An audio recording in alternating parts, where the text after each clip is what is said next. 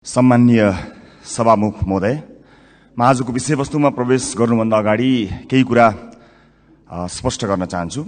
जनतामा भ्रमित हुने गरी जबरजस्ती फैलिएका प्रोपागान्डाहरूको प्रतिकार गर्न र सत्य सन्देश प्रवाह गर्नका लागि एक जिम्मेवार जनप्रतिनिधिका हैसियतले आफ्नो दृष्टिकोण जनता समक्ष पुर्याउने थलो पनि संसद भएका हुनाले म यो अनुमति चाहन्छु। सभामुख महोदय, नागरिकता विधेयकका सम्बन्धमा राष्ट्रिय स्वतन्त्र पार्टी कुनै समुदायको विरुद्ध छ भन्ने भाष्य जबरजस्ती निर्माण गरेर निमुखा नागरिकलाई गुमराहमा राख्न खोजिएको छ।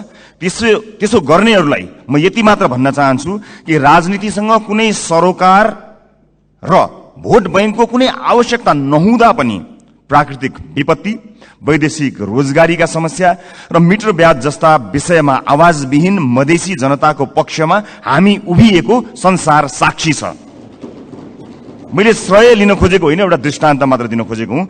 सम्माननीय सभामुख महोदय, मलाई नागरिकले नागरिकता नपाउनुको पीडा थाहा छ, साँच्चै नै थाहा छ। कुनै पनि नेपाली नागरिक नागरिकताबाट वञ्चित हुनु हुँदैन, त्यो उसको नैसर्गिक अधिकार हो।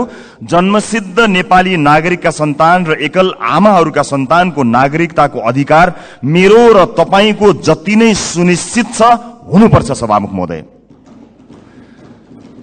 मात्र वैवाहिक अंगीकृतका विषयमा मौन रहेका हुनाले यस बारेमा छलफल चलाउन खोजिएको हो र सम्मानित सभामुख महोदय मार्फत म जानकारी गराउन चाहन्छु। एकल आमाका सन्तानले नागरिकता लिँदा आमाले बाबुको पहिचान नै नखुलेको स्व घोषणा गर्ने व्यवस्था हाम्रा आमा दिदीबहिनीहरूको आत्मसम्मान विपरीत छैन यो? यस्ता प्रश्नहरूको विषयमा पनि सोचौं भनेको हामीले। विधेयक संसदमा आएको भए हामी छलफल गर्थ्यौं, स्वामित्व लिन्थ्यौं, तर जसरी जुन बाटोबाट प्रमाणीकरण भयो जम्मा विपत्ति यतिमा हो सभामुख महोदय। र यदि सदनमा आएर छलफल हुने भएको भए त्यहाँ भएको विभेदका विषयमा पनि हामी कुराकानी गर्थ्यौं। महिला र पुरुषलाई जुन विभेद गरिएको छ वैवाहिक अंगीकृतका विषयमा, त्यसमा पनि हामी हाम्रो धारणा राख्थ्यौं र दूधको दूध पानीको पानी थाहा हुन्थ्यो कि यो सदनमा आइसकेपछि को के कुराको पक्षमा छन् या विपक्षमा छन् भन्ने कुरा थाहा हुन्थ्यो। त्यसकारणले यो गलत बाटोबाट गएका हुनाले गलत मानिसको पुतला जलाइएको छ भन्ने कुरा म सम्मानित सदन मार्फत जानकारी गराउन चाहन्छु। र अर्को महत्वपूर्ण कुरा सम्मानित सभामुख मार्फत भन्न चाहन्छु कि हामीले पार्लियामेन्टको डिग्निटी राख्नलाई कहीँ कतै चुकिरहेका त छैनौं, यस बारेमा पनि अलिकति ध्यान आकर्षण गराउन चाहन्छु सभामुख महोदय।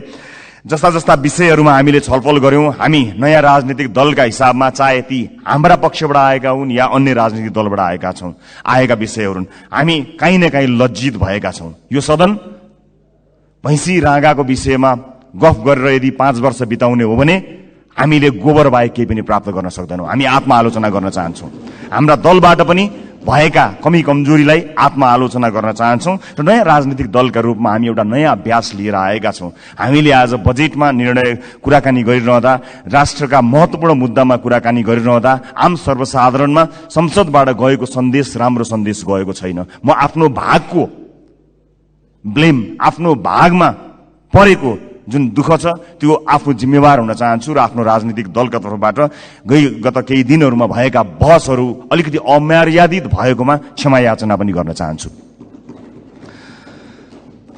सम्माननीय सभामुख महोदय, म अब विषयवस्तुमा प्रवेश गर्न चाहन्छु। आगामी आर्थिक वर्ष 80-81 का लागि सरकारले गत 1 महिनामा विनियोजन विधेयकका प्राथमिकता, त्यसपछि नीति तथा कार्यक्रम अनि अहिले बजेट बारेमा बजेट प्रस्तुत गरेको छ। यी कार्यक्रमहरू हेर्दा मनमा एउटा प्रश्न जन्मिएको छ सभामुख महोदय। सरकारले प्रस्तुत गरेको यो विनियोजन विधेयकका प्राथमिकता, नीति तथा कार्यक्रम र बजेट एउटै सरकारले ल्याएर आएको हो कि फरक फरक सरकारको पालामा आएको भन्ने कुरामा म चाहिँ अलिकति दोधारमा परेको छु। किनभने यी कार्यक्रमहरू बीच तालमेल कहीँ कतै भेटिएको छैन। यस बारेमा छुट्टै बहस गरौँला। तर अहिले म बजेटमा केन्द्रित भई केही कुराहरू राख्न चाहन्छु। सम्माननीय सभामुख महोदय, एउटा उदाहरण मात्र यहाँ प्रस्तुत गर्न चाहन्छु। मान्नुहोस् कुनै एउटा परिवार छ, त्यो परिवार का 4 सदस्यले कमाउँछन्। एकजना सरकारी जागिरे छ भन्ठान्नुहोस्, एकजना कृषि कार्य गर्छ, एउटा खुद्रा पसल चलाउँछ, अर्को एउटा वैदेशिक रोजगारीमा जान्छ। त्यस परिवारको घरमुलीले आउने वर्ष हाम्रो प्रत्येक सदस्यको आम्दानी एउटा 5% भनौँ न, 5%ले बढ्छ भनेर हिसाब देखायो भने कसरी पत्याउने? घरमुलीले हिसाब देखाए जस्तो सबैको आम्दानीको वृद्धि दर एउटै कसरी हुन सक्छ सभामुख महोदय? जस्तै सरकारले दिने पारिश्रमिकको कुरा त्यसको वृद्धि दर सरकारले निर्धारण गर्छ। व्यापारबाट हुने आम्दानीको त्यसको चाहिँ नि बजारको व्यवस्थापनले निर्धारण गर्छ। वैदेशिक रोजगारीमा हुने कुरा रोजगारदाता मा भर पर्छ, श्रमको माग अनुसार भर पर्छ, ती देशको नीतिले निर्धारण गर्छ। कृषिबाट हुने आम्दानी, उत्पादनको अवस्था, बिक्री मूल्यहरूले निर्धारण गर्छन्। मैले दृष्टान्त दिएको घरमूलीको त्यो 5% को बेसुरा अनुमानको उदाहरण हाम्रो अर्थमन्त्रीज्यूको अनुमानसँग ठ्याक्कै मिल्छ कि भन्ने मलाई लागेको छ। यो बजेटमा माननीय अर्थमन्त्रीज्यूले चालु आर्थिक वर्षको जम्मा राजस्वको संशोधित अनुमान भन्दा आगामी आर्थिक वर्ष चाहिँ 24.37% राजस्वको वृद्धि हुने अनुमान गर्नुभएको छ। यो अंक याद गर्नुहोला माननीय सदस्यहरू, 24.37। यस बजेटमा माननीय अर्थमन्त्रीज्यूले राजस्वका 90 वटा शीर्षकहरू मध्ये 68 वटा शीर्षकहरूबाट प्राप्त हुने राजस्वको मूल्य दर 24.37% नै हुन्छ भन्ने अनुमान गर्नुभएको छ। साथै राजस्वका मुख्य आधारहरू जस्तै कर, गैर करको दुवैको वृद्धि दर पनि 24.37% अनुमान गर्नुभएको छ। त्यसैगरी करका स्रोतहरूमा आय, मुनाफा तथा पुँजीगत लाभमा लाग्ने कर, वस्तु तथा सेवामा आधारित कर र वैदेशिक व्यापारमा लाग्ने कर सबैको वृद्धि दर 24.37% हुन्छ भन्ने अनुमान गर्नुभएको छ। सम्माननीय सभामुख महोदय, होलसेलमा गरिएको यस्तो अनुमानबाट यो पुष्टि हुन्छ कि यो बजेटको लेखन एउटा झाडा टार्ने काम र एउटा गैर जिम्मेवारी काम भएको अथवा हेलचेक्राइपूर्ण ढंगबाट गरिएको हो कि भन्ने आशंका गर्ने प्रशस्त ठाउँहरू रहेको छ। यद्यपि यो रेभिन्यू फोरकास्टरको रूपमा म आफूलाई प्रस्तुत गरिरहेको छैन र यो रेभिन्यू फोरकास्टिङको विज्ञ पनि म होइन, तर यसरी यो कुनै एउटा कम्प्युटरमा एउटा एक्सेल सिटमा चालु आर्थिक वर्षको अंक राखेर त्यसमा चाहिँ 24.37% जोडेर राजस्व वृद्धिको अनुमान यो चाहिँ जो कोहीले पनि गर्न सक्ने म देख्दछु। फेरि पनि म जोड लगाउँछु कि म रेभिन्यू फोरकास्टिङको विज्ञ चाहिँ होइन। यस्तो हचुवाको भरमा अनुमानित बजेट प्रस्तुत गर्नलाई विद्वान अर्थमन्त्री अथवा विद्वान अर्थ मन्त्रालयका उच्च पदस्थ अधिकारीहरूको आवश्यकता पर्दैन भन्नका लागि चाहिँ रेभिन्यू फोरकास्टर हुनु पर्दैन भन्ने मलाई लाग्दछ।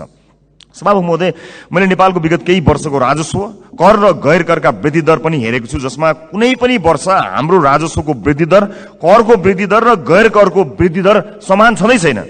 सभामुख महोदय, बजेट निर्माण प्रक्रियामा राजस्वको अनुमान नै यस्तो प्रमुख आधार स्तम्भ हो जसको आधारमा विभिन्न क्षेत्रमा गरिने खर्च तय गरिन्छ। चालु आर्थिक वर्षको प्रक्षेपित राजस्व करिब 14 खर्ब उठ्न नसक्ने भई संशोधित अनुमान करिब 11 खर्बमा झार्नु परेको यो विषम अवस्थामा अर्थमन्त्रीज्यूले आगामी आर्थिक वर्षको बजेट प्रस्तुत गरिरहँदा जम्मा राजस्वको करिब 93% भन्दा बढी उठ्ने अनुमान गरिएको राजस्वका शीर्षकहरूबाट प्राप्त हुने राजस्वको वृद्धि दर एउटै 24.37% हुने अनौठो अनुमानले हामीलाई कहाँ पुर्याउने हो भन्ने एउटा ठूलो प्रश्न खडा भएको छ। चालु आर्थिक वर्षमा लक्ष्य अनुसार राजस्व सङ्कलन हुन नसक्दाको परिणाम स्थानीय तहमा हस्तान्तरण हुने समानीकरण अनुदानको 50% कटौती गर्ने अवस्थामा सरकार पुगेको सर्वविदितै छ। यस्तो हचुवाको भरमा प्रक्षेपण गरिएको राजस्वमा आधारित आगामी वर्षको बजेटले हामीलाई यो मुलुकलाई कहाँ पुर्याउने हो ठूलो प्रश्न खडा भएको छ। राष्ट्रको ढुकुटीमा संकलन हुने अनुमान हचुवाको भरमा भएको बजेटमा आधारित खर्चका कार्यक्रमहरू कसरी विश्वासिला हुन सक्छन्?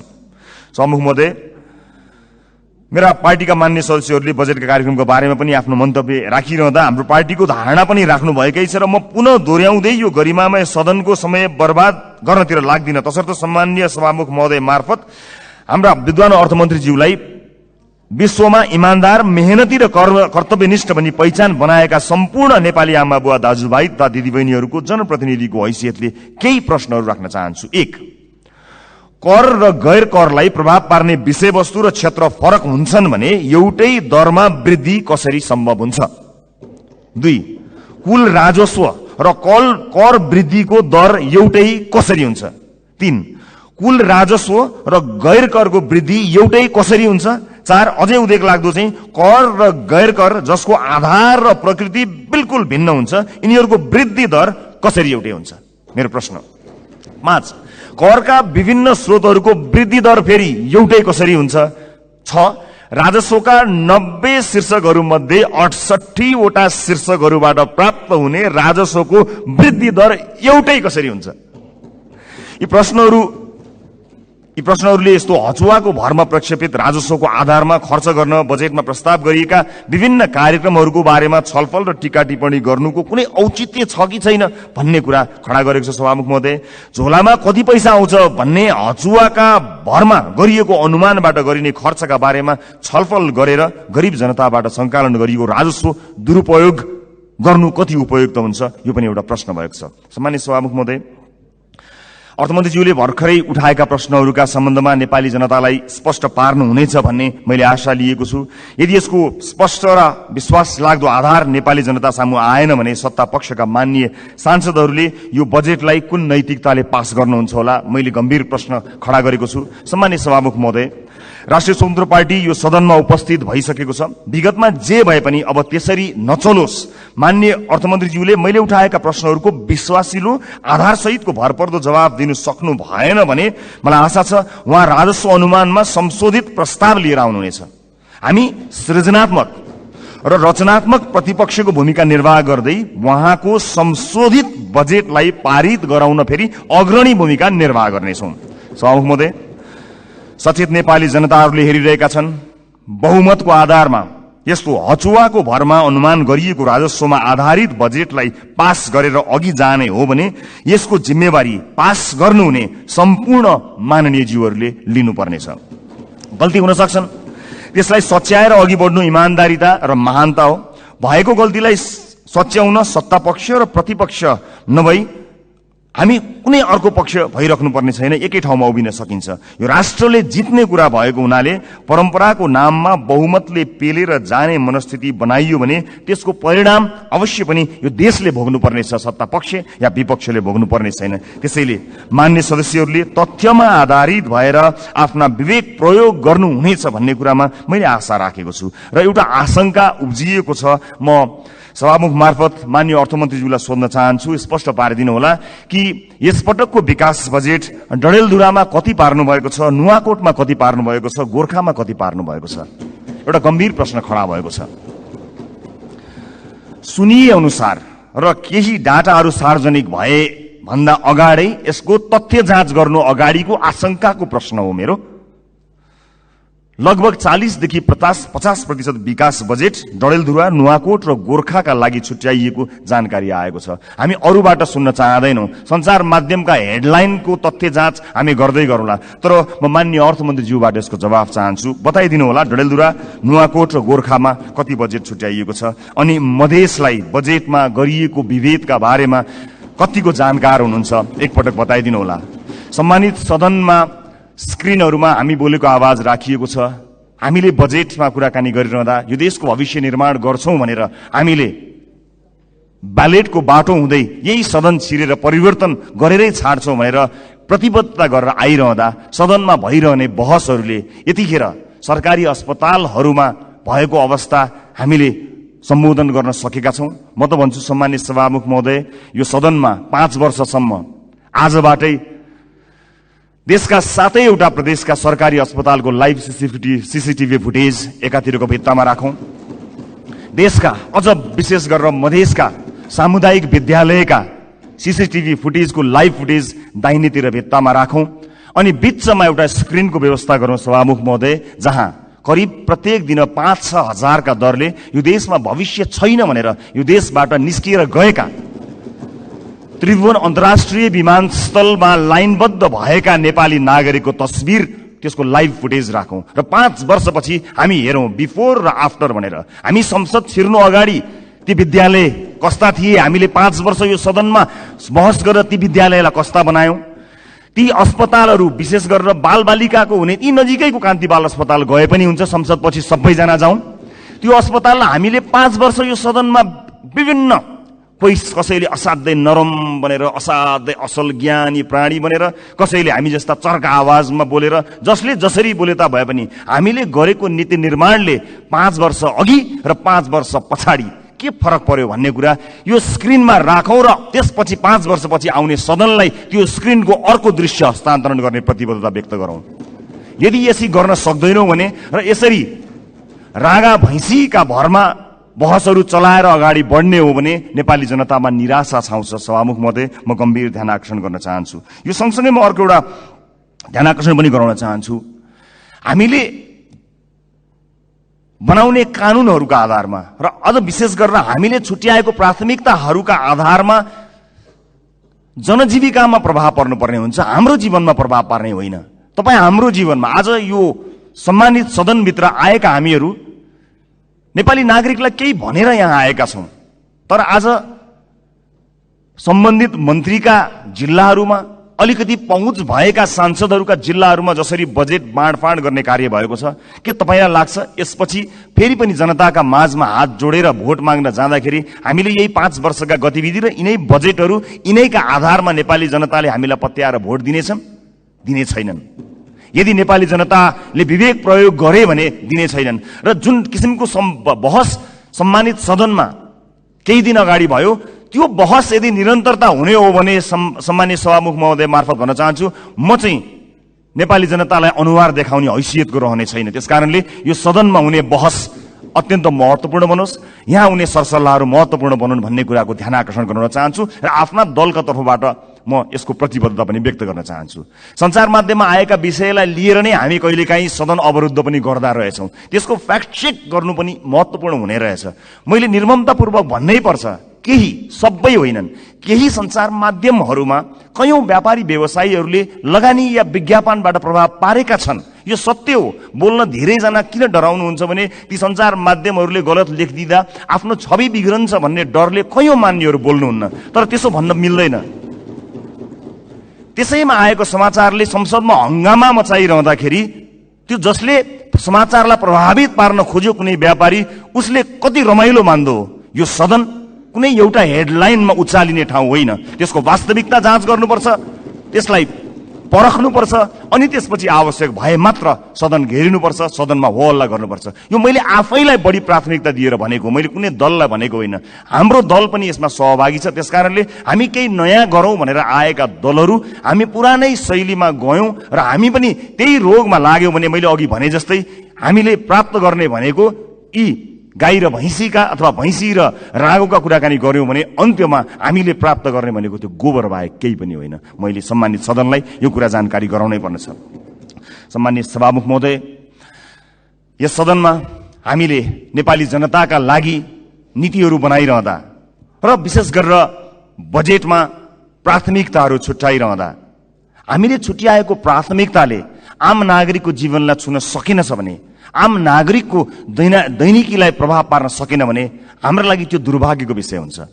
सरकारले विदेशमा रहेका नागरिकका लागि पनि अब भोटिङ राइट्स दिने, विदेशमा रहेका नेपाली नागरिकले पनि भोट हाल्न पाउने अधिकारको सुनिश्चितता गर्ने भनेर भन्यो। तर कहाँ छुट्याउनु भयो अर्थमन्त्रीज्यू बजेट? त्यसका लागि लगत सङ्कलन गर्न जानु पर्ला, निर्वाचन आयोग विदेशमा रहेका नेपालीहरूको बारेमा जानकारी लिन जानुपर्छ। त्यसका लागि कहाँ कतै मैले बजेटमा कतै मैले देखिनँ कि, मलाई क्षमा गर्नुहोला, तर त्यसलाई तपाईँले भन्नलाई त भनिदिनु भयो होला, तर प्राथमिकतामा राख्नु भएन।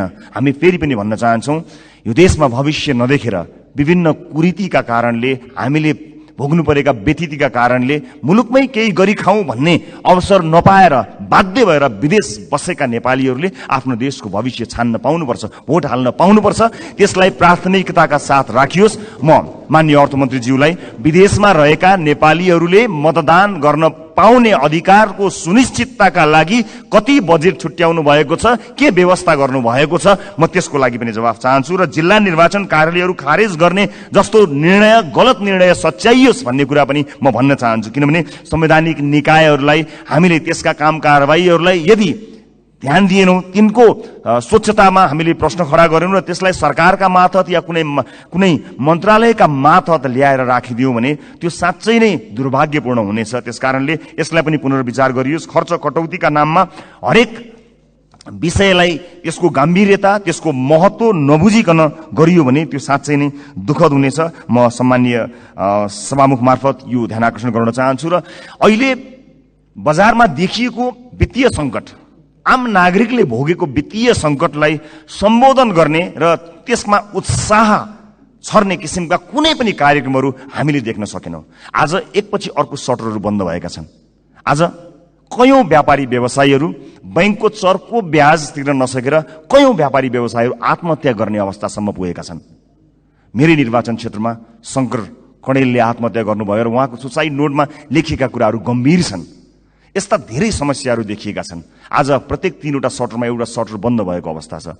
आज सहकारीहरूका कारणले गर्दाखेरि जुन किसिमको बिल्लीबाट मानिसहरूको भएको छ, त्यसलाई सरकारले गम्भीरतापूर्वक सम्बोधन नगर्ने भयो भने धेरै मानिसहरू सडकमा आउन बाध्य भएका हुन्छन् र बेवश भएर यो मुलुक छोडेर विदेशमा रोजगारीका लागि जानुपर्ने अवस्था सिर्जना हुन्छ। अनि विदेशमा रोजगारीका लागि जानु पर्दाखेरि विदेशमा भएका हाम्रा राजदूतावासहरूको संयन्त्रले लाखौंको संख्यामा भएका नेपाली नागरिकहरूलाई सम्बोधन गर्नै सक्दैन। यहाँ केही गरौँ भन्दा गर्न पाएका छैनन्। देशै छोडेर जाँदा परदेशमा पनि दुःख पाएर बसेका छन्। मुलुकको समाजको वास्तविक समस्यासँग हाम्रो नीति, हाम्रो बजेट, हाम्रो कार्यक्रम कसरी अलग हुन सक्छ? सभामुख महोदय, समाजको चरित्र भन्दा, समाजले भोगेको पीडा भन्दा हामीले यहाँ गर्ने डिस्कसन, तपाईँ हामीले गर्ने संवाद कसरी फरक हुन सक्छ? सभामुख महोदय, समाजले भोगेको पीडालाई मलम लगाउन नसक्ने गरी हामीले गर्ने संवादको के अर्थ हुन्छ? सभामुख महोदय, त्यसकारणले म विनम्रतापूर्वक अनुरोध गर्न चाहन्छु सभामुख महोदय मार्फत कि नेपाली जनताको पीडालाई, नेपाली जनताले आज भोगेका समस्याहरूलाई त्यसलाई महसुस गरेर, त्यसलाई लिपिबद्ध गरेर हामीले बजेटमा ध्यान दिनुपर्छ। र अन्त्यमा आगामी वर्षका लागि हामीले यसो गर्न सक्छौं कि सानो एउटा सुझाव सहित म बिदा माग्छु।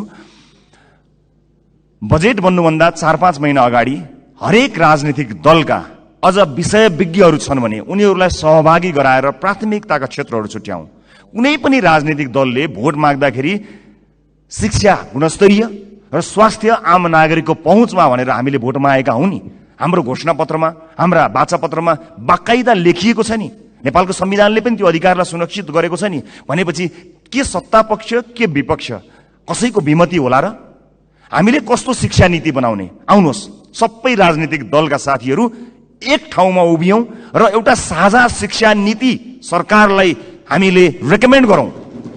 किनकि तपाईले भोट माग्दा पनि नेपाली जनतालाई राम्रो शिक्षा दिन्छु भन्नुभएको हो, मैले भोट माग्दा पनि नेपाली जनतालाई राम्रो शिक्षा दिन्छु भनेको हुँ। अनि यहाँ राजनीति कसरी भयो? तपाईको जिल्लाका बाटोहरूमा भोट हालेपछि अब तपाई या कुनै नेताको जिल्ला अथवा गाउँ ठाउँमा बाटो पुर्याएर भोट माग्ने दिनको त अब अन्त्य गर्नुपर्छ हजुर। सिङ्गो देशलाई हेर्नुपर्छ। अब त त्यसरी चल्दैन बाँडेर। यो नागरिकको स्वास्थ्यका लागि आवश्यक पर्ने हेल्थ केयर बिल कस्तो हुनुपर्छ? सबै राजनीतिक दलका 101 छानेर एक ठाउँमा बसौं बजेट बन्नुभन्दा करिब 4-5 महिना अगाडि र हामी साझा अवधारणा बनाऊ र त्यसमा एउटा कमन कमिटमेन्ट गरौं। त्यसलाई सरकारको शिक्षा नीति बनाऊ। कोही विपक्षमा हुने छैनन् किनकि सबैको अपनत्व हुनेछ। त्यसैगरी स्वास्थ्यका विषयमा कुराकानी गरौं, अफोर्डेबल हेल्थ केयरका बारेमा हामी कुराकानी गरौं र सबै दलका माननीयहरू अझ विषय विज्ञहरूलाई राखेर र आवश्यक परे नागरिक समाजबाट पनि विषयमा विज्ञता हासिल गरेका मानिसहरूलाई ल्याएर यो देशको स्वास्थ्य नीति कस्तो हुन्छ भन्ने कुरामा बहस गरौं। 5 महिना अगाडि बहस गरौं र त्यस बहसबाट निस्किएको निष्कर्ष, चाहे त्यो मुखमा त्यो निष्कर्ष निस्किएको भोलिपल्ट सरकार ढलोस्, जसुकैको सरकार बनोस्, सत्ता पक्ष प्रतिपक्ष बनोस्, प्रतिपक्ष सत्ता पक्ष बनोस्, तर त्यो नीति फेल हुनु भएन। यदि नेपाली जनतालाई हामीले हृदयमा राखेका हौं, साँच्चै नै यो देशको मुहार फेर्नका लागि यहाँ आएका हौं भने यो काम गरौं। हैन आफ्नो र आफ्नाका मुहार फेर्न आएको हो भने यसै गरी चलाऊ, 5 वर्ष बिताऊ, तर हामी चाहिँ अनुहार देखाउन लायकका हुने छैनौं। देशको मुहार जस्ताको तस्तै, तर राजनीतिज्ञको मुहार कति धेरै चम्किलो भएको छ हेर्नुहोस् त। किनकि हामीले जनताका मुद्दालाई चुनावका बेलामा मात्र सम्झ्यौं, चुनाव पछाडि बिर्स्यौं। म सम्पूर्ण माननीय सदस्यहरूलाई सत्ता पक्ष प्रतिपक्ष जहाँ रहनु भएको छ म सबैलाई विनम्रतापूर्वक अनुरोध गर्न चाहन्छु। नागरिकता विधेयकमा पनि हामीले भन्न खोजेको त्यही हो। ओनरशिप यहाँ छलफल हुन पाएको भए सम्भवतः त्यसमा भएका बुँदाहरूमा अथवा छुटेका विषयहरूमा छलफल गर्न सकिन्थ्यो। यहाँ भएका कुनै पनि दलका मान्य सदस्यहरूले नेपाली नागरिकले नागरिकताबाट वञ्चित हुनु परोस् भन्ने कुरामा मत हाल्नै सक्नुहुन्न। कसले सक्नुहुन्छ र? विमति कसैको पनि हुने छैनन्। तर सबैले अपनत्व महसुस गरी सही ढंग र सही बाटोमा आएको भए अहिले सम्भवतः सम्मानित अदालतमा गएर त्यो अड्किने थिएन। अनि त्यसको दोष केही दलहरूले लिनु परेको छ, वास्तवमा होइन।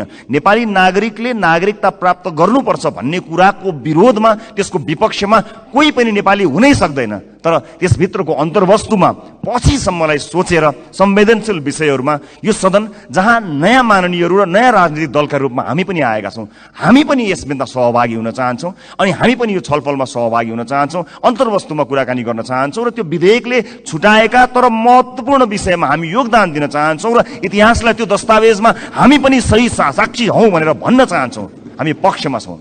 हामी जन्मसिद्ध नेपाली नागरिकहरूले नागरिकता पाउनुपर्छ भन्ने कुराको पक्षमा छौँ। हामी सम्पूर्ण योग्य नेपाली नागरिकहरूले नागरिकता पाउनुपर्छ भन्ने कुराको पक्षमा छौँ। हामी त्यो बहसमा सहभागी हुन चाहन्छौँ र पछिसम्म यो मुलुकलाई हित हुने विषयमा सहभागी मात्र हुन चाहन्छौँ। सम्मानित सदनमा आज मैले यति कुराहरू राखेँ।